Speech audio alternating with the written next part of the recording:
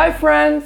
I'm Clara, a simple girl from currently very hot Croatia, and I spent 3 days in Ljubljana on a business casual trip, and I'll take you through my experience. I went there on the Velo-city conference, which is an annual cycling summit that takes place in a different country every year. And of course, the topic is cycling tourism, urban mobility, urban infrastructure, and so on and so forth. Really cool and important topics, basically. I went there as a reporter for the biggest Croatian online tourism news portal. I planned my sessions and everything in advance, so I reached out to the people I wanted to do interview with, made a schedule and so on. I went with my partner there, who was a panelist and a presenter actually at the conference. I came back from Ljubljana last week, but I decided to take some time to process my thoughts and give you my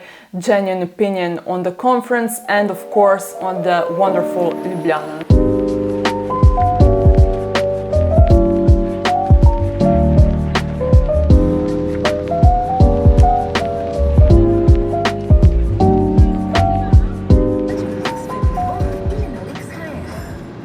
When we came to Ljubljana, we went straight to the venue, which was super fresh. It had really nice atmosphere and vibe because lots of things were light.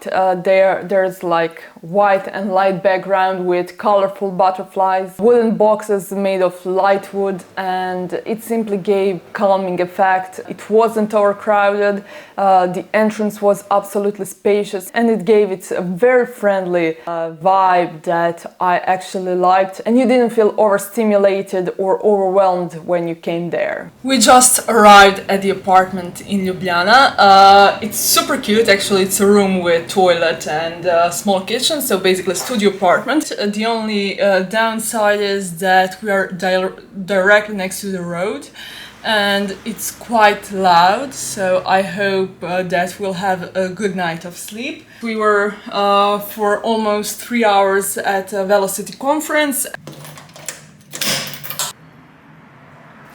In the evening we went to the bike parade, which was absolutely amazing experience because we cycled 12 kilometers from the venue to the city center.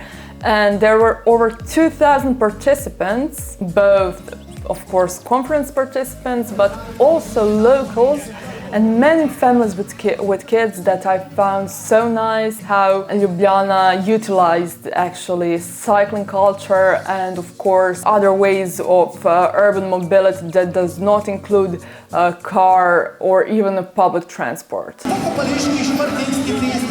Dokončamo prvih 12 km pripravljenih le za kolesarje, za največjo kolesarsko parado. Kolesarji spremembo ustvari. Cycling the change in Ljubljana.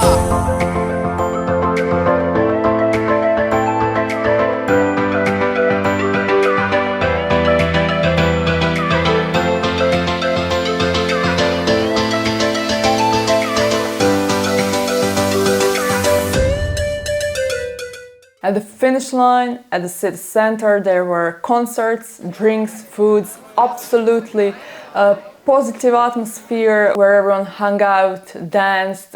You could see Ljubljana Castle in the sky, in the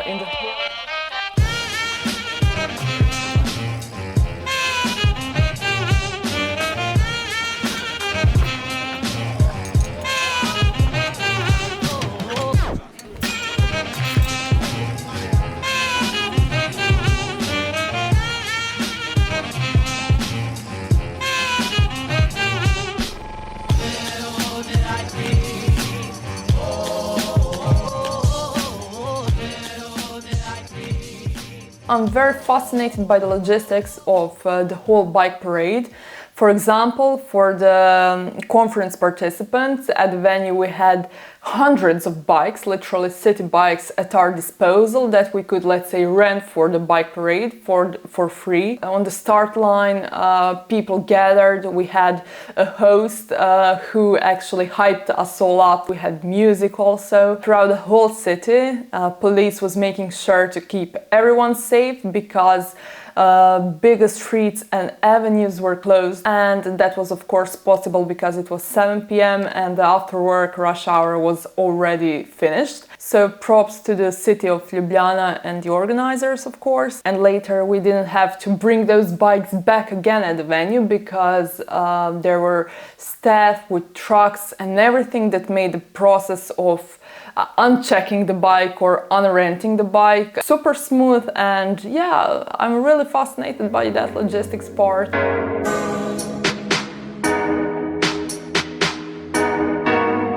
And Thursday was such a big day, especially for my partner actually, who was a presenter and also a speaker at the panel, or panelist actually, for the innovation in cycling tourism, where he basically gave his perspective and spoke about Bikeademy, his unique cycling tourism product that helps, that rewards us cyclists for exploring the destinations. And the other panel that stuck with me maybe was on growing economic benefits of cycling tourism, when travel journalist Alex Crevar spoke about using word sustainability, and he said that we should use a word sustainable with more caution because we tend to overuse it. And the reason it struck my nerve was because when I was in college, professors and also we students used lots of different words like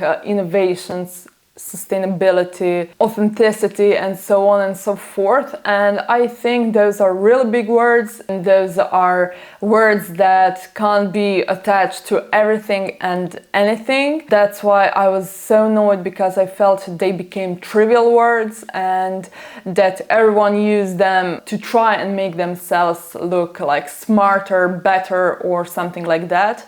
Oh yes, and I had an interview with Alex who spoke about using word sustainability, and I link it down below if you want to read more.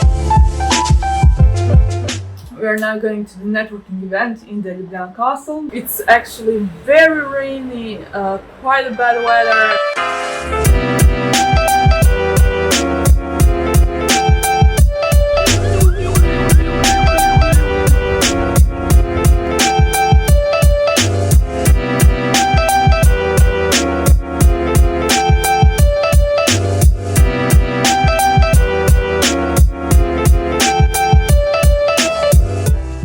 The networking event was more of a party because it was crowded, loud music played, people danced, and everything was party-like. In Ljubljana Castle, basically 3 sides of the inner space were occupied by wooden stands that offered food. The atmosphere was nice, people were relaxed, we watched Ljubljana at night, castle had fantastic environment, but we were thirsty, and the problem was that at one point they decided to shut down drink stands and have only one where they will charge for drinks, which is absolutely not a problem, but on hundreds or even 1,000 people over there, one drink stand was not enough, so people stood in long lines, waited a long time to get a drink.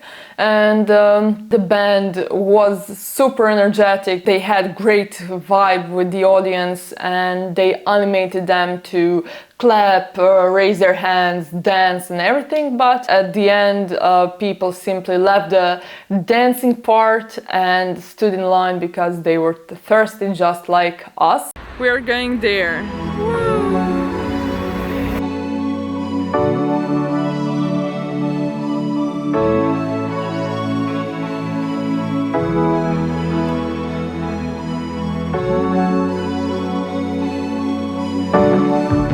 Friday was the day we spent the most of our time in the city. In the morning I wrote an article, later I went to the conference, and for the rest of the day my partner and I was roaming the streets of Ljubljana. First we went to the city center, decided to go on the Neboderček, which is actually a skyscraper that has a cafe bar on the top, and the whole experience of you walking in the lounge area of the whole building was so fantastic, because I believe it was in black marble and it gave such a powerful vibes, and the whole process of waiting for the elevator and it taking you to the 12th floor just so you can go out on the terrace and see the whole city in front of you. I felt another perspective that you can't have necessarily as a passerby in the streets. In the distance you could see the mountains and hills that surrounded the city. A little bit closer in the middle there was the Ljubljana castle, some industrial chimney.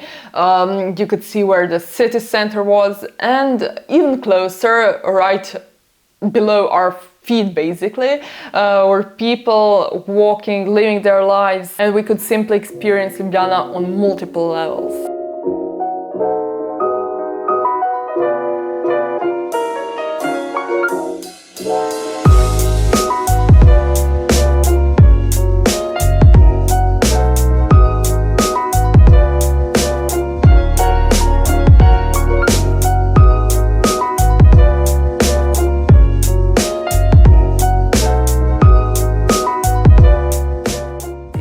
We went to the Tivoli Park, which is absolutely massive park, but the thing that fascinated me there was not necessarily the beauty of the greenery, of the mini parks inside the large park, but it was a sense of community and sense of relaxation. I saw many friends hang out, they did yoga, sports, simply sat on the grass, on the blanket. People brought their dogs.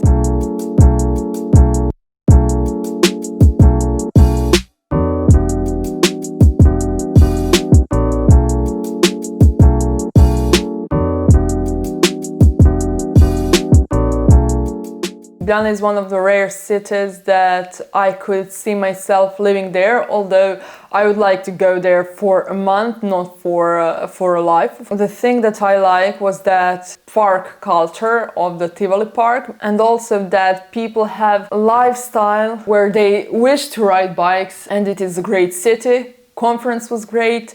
It didn't feel stiff, it didn't feel like judgmental as maybe some other conferences feel, and also they incorporated vegetarian and vegan menus in the normal everyday lunch, so props to that. And of course, thank you for watching. If you like this experience, please let me know by liking and subscribing. I'm currently preparing video on mindfulness.